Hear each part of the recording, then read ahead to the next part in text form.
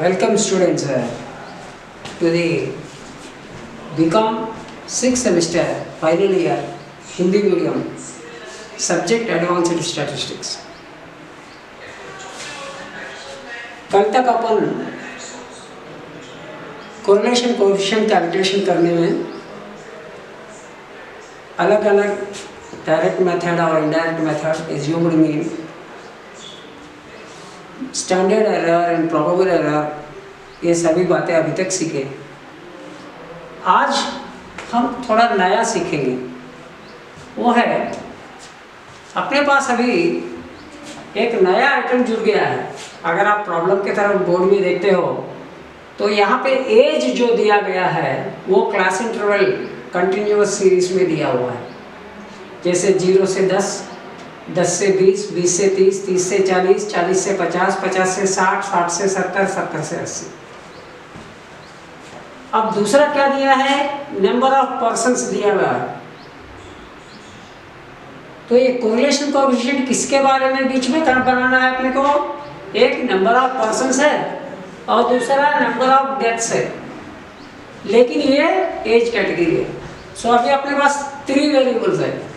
एक है एज है, दूसरा नंबर ऑफ पर्सन्स है और तीसरा जो डेथ रेट या डेथ बोलते हैं। तो अभी इसको अपने को कन्वर्ट करना है। जैसे इसके पहले अपन ने एज्यूम्ड मीन के जरिए बोलो, क्लास इंटरवल के जरिए बोलो, अरिथमेटिक मीन या एवरेज निकाले थे। अपन जब भी क्लास इंटरवल दिया जाता है तो अपन क्या करते थे? Lower limit plus upper limit by 2 यानी मिड वैल्यू आ जाता।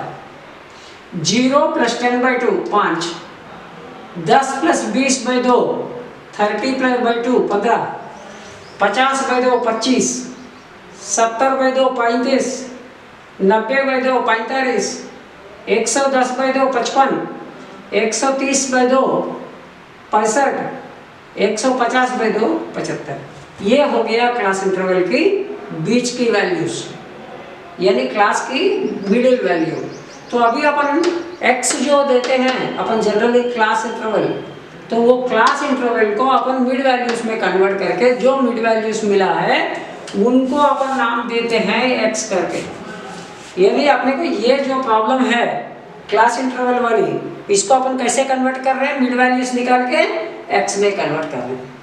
ये पहला टेक्निक है ऐसे प्रॉब्लम को सॉल्व करने को। पहला टेक्निक क्या है? क्लास इंटरवल को मिड वैल्यूज में कन्वर्ट करके हर क्लास की मिड वैल्यू को अपने को बनाना है। वो पहला पार्ट है, पहली स्टेप है वो। और दूसरा, ये नंबर ऑफ पर्सन्स दिया हुआ है या नंबर ऑफ डेथ भी दिया हुआ है। अब ये दोनों में से अपने को कैलकुलेशन करना है।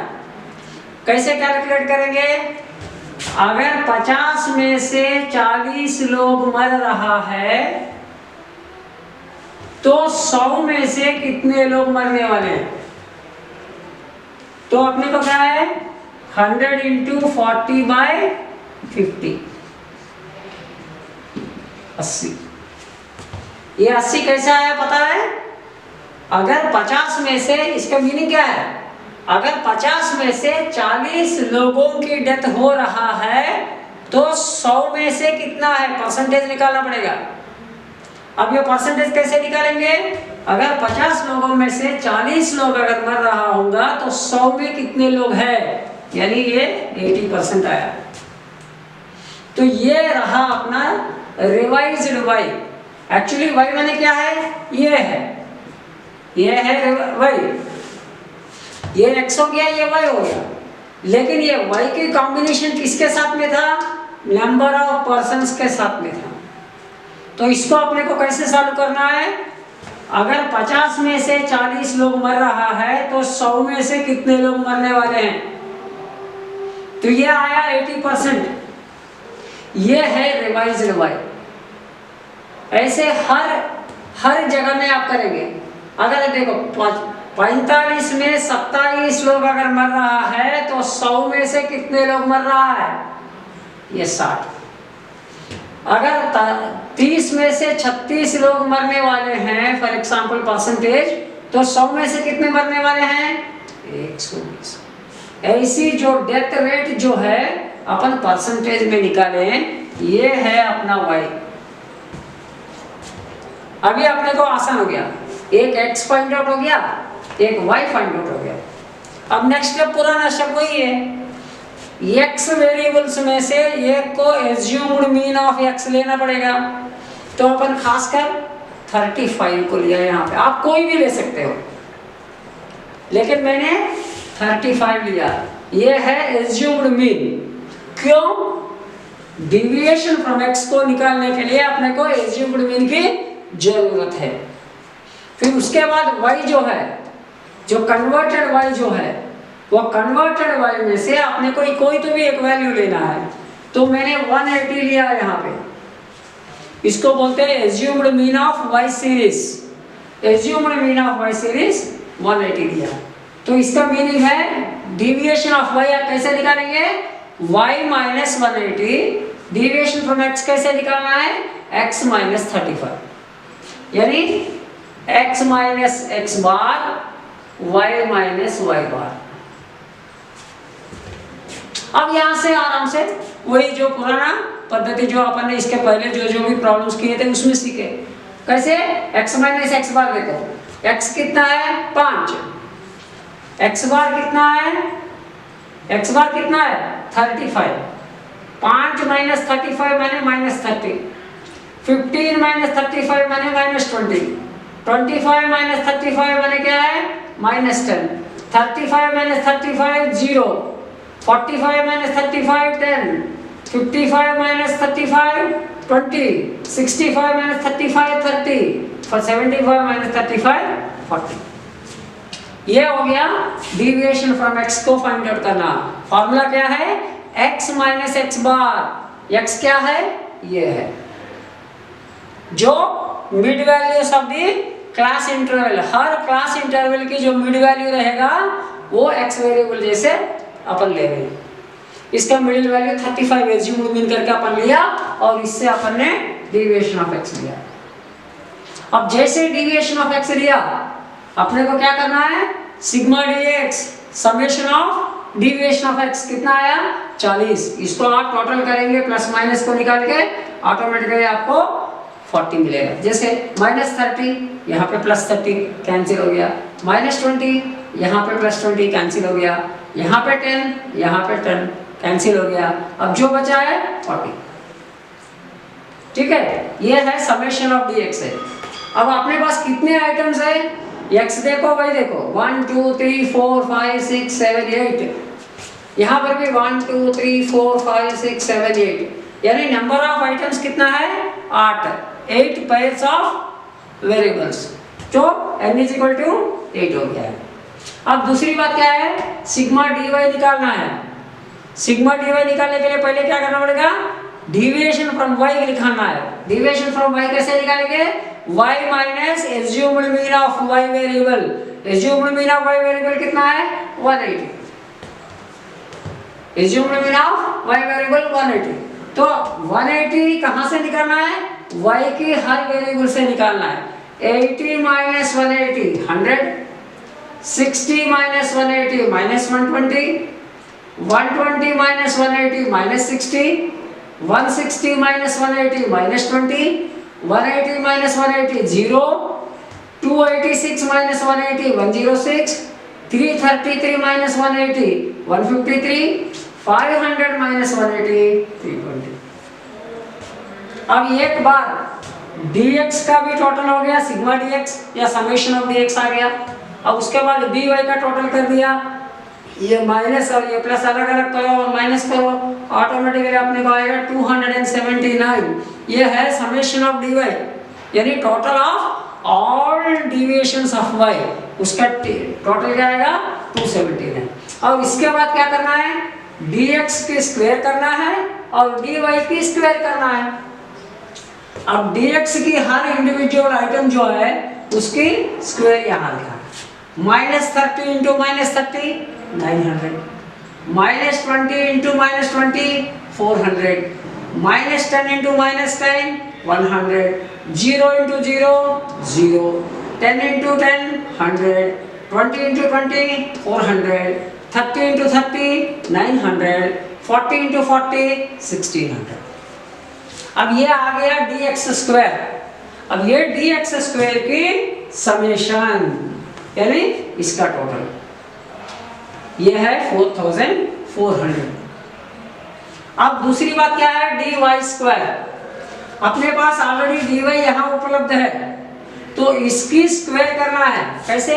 100 × 100 10,000, क्योंकि -100 into -100 10,000, -120 into -20 120 14,400, -60 into -60 3,600, -20 into -20 400, 0 into 0 0, 106 into 106 11,236, right? Next one, 153 into 153 23,409, 320 into 320 1,02,400। आंकड़े बड़ा है, अगर आप लगे तो इसको मिनिमाइज कर सकते हैं, लेकिन मिनिमाइज डेसिमल में आएगा, तो इसीलिए यहाँ पे अपन स्टेप डिविएशन मेथड नहीं कर सकते। भला अपन x में कर सकते, लेकिन y में यहाँ पे स्टेप डिविएशन पॉसिबल नहीं है। क्यों? यहाँ इंटीजर्स नहीं है, ये डेसिमल में आएगा, तो इसीलिए अपन इसको सीधा वैसे के वैसे ही लेना है, कोई पर्याय नहीं है। अगर यहाँ पे सब कुछ पीछे 0 0 0 रहता होगा तो अपन 100 से या 10 से इसको डिवाइड करके स्टेप डिविएशन मेथड में कम कर सकते थे, लेकिन यहाँ अपन लोग कम नहीं कर सकते, तो एज इट इज dy² करना पड़ेगा, भला आंकड़े बहुत मोटा मोटा लंबा लंबा आया तो भी। तो आप dy² की टोटल करेंगे तो आपको आएगा समेशन ऑफ dy², कितना आया? 1,65,445। अब उसके बाद अपने को क्या बचा है? dx dy। ये dx हो गया, dy हो गया, ये dx और dy की मल्टीप्लिकेशन। 30 इंटू 100 3,000, -30 इंटू -100 यानी +3,000, -20 into -120 2,400, -10 into -60 600, 0 into 0 0 into 20 0, 10 into 0 0, 20 into 106 2,120, 30 into 153 40 into 320। अब इसकी टोटल है 25,510। यहाँ तक अपने को मालूमात। अब क्रिटिकल पॉइंट इसमें क्या है? इसमें दो क्रिटिकल पॉइंट्स है। पहला क्रिटिकल पॉइंट क्या है? जब क्लास इंटरवल में एज दिया जाता है तो x या x वेरिएबल फाइंड आउट करने के लिए अपने को पहला क्या काम करना पड़ेगा? क्लास इंटरवल को lower limit plus upper limit by 2 करके x वेरिएबल निकाला जाता है, जिसको अपन मिड वैल्यू बोलते हैं, और वो मिड वैल्यू x वेरिएबल के नाम से जाना जाता है। अब दूसरा क्या है? y वेरिएबल निकालना। लेकिन y वेरिएबल के लिए अपने पास प्रॉब्लम क्या है? अपने पास नंबर ऑफ पर्सन्स भी दिया और नंबर ऑफ डेथ भी दिया गया है, डेथ रेट या डेथ दिया गया है। ऑटोमेटिकली इसकी कैलकुलेशन कैसे करेंगे? अगर 50 में से 40 लोग मर रहा होगा तो 100 में से कितने लोग मर रहा है? तो 80% मर रहा है। तो अपना y कैलकुलेशन ऐसे ही करना पड़ता और ये वैल्यूज आया।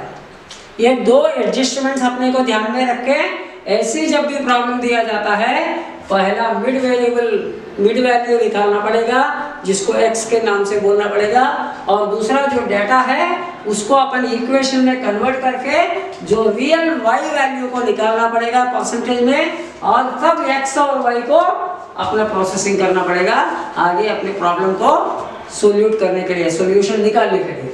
अब एक बार अपने पास सारे डेटा आ गए, अपने प्रॉब्लम के जरिए अपने को क्या क्या डेटा चाहिए? n वैल्यू चाहिए, n कितना है? 8। अपने को क्या चाहिए?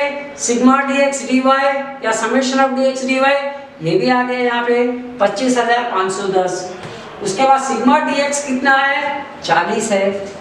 सिग्मा dy कितना है? 279 है, 279, ठीक है। अब उसके बाद सिग्मा dx² कितना है? 4,400। सिग्मा dy² कितना है? 1,65,445, राइट। अब अपने को ये जो वैल्यूज है ये वैल्यूज को ये फॉर्मूला में डालना है। जब फॉर्मूला में डालेंगे फॉर्मूला क्या है, r is equal to n into sigma d x d y minus sigma d x into sigma d y by square root of n into sigma d x square minus sigma d x whole square into n into sigma d y square minus sigma d y whole square. ये formula में अगर अपना ये values अपन डालते हैं ऐसा automatically अपना problem कैसे बनता है, 8 into sigma d x d y minus sigma d x into sigma d y by square root of 8 into sigma d x square minus sigma d x whole square square root of 8 into 8 माने n 8 into sigma d y square minus sigma d y whole square. तो इसके solution अगर हम निकालेंगे calculator use करके इसका value आएगा 0.943। फिर इसके बाद आपको ऑलरेडी फॉर्मूला मालूम है, प्रोबेबल एरर कैसे कैलकुलेट करना है और स्टैंडर्ड एरर कैसे कैलकुलेट करना है, जो अपन ने कल कैलकुलेट करके रखे थे। ठीक है, उसके हिसाब से आप प्रोबेबल एरर और स्टैंडर्ड एरर निकाल देना। ठीक है, थैंक यू वेरी मच। और एक लेसन कल पढ़ेंगे अपन।